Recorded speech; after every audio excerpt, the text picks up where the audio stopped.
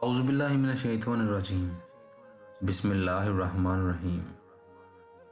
آپ صلی اللہ علیہ وآلہ وسلم نے وحی کے رک جانے کے زمانے کے حالات بیان فرماتے ہوئے کہا کہ ایک روز میں چلا جا رہا تھا کہ اچانک میں نے آسمان کی طرف ایک آواز سنی اور میں نے اپنا سر آسمان کی طرف اٹھایا۔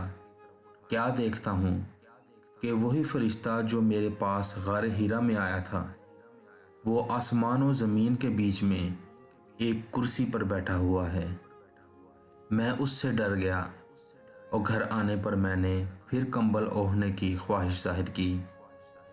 اس وقت اللہ پاک کی طرف سے یہ آیات نازل ہوئیں: اے لحاف اوڑھ کر لیٹنے والے، اٹھ کھڑا ہو اور لوگوں کو عذاب الہی سے ڈرا، اور اپنے رب کی بڑائی بیان کر، اور اپنے کپڑوں کو پاک صاف رکھ اور گندگی سے دور رہ۔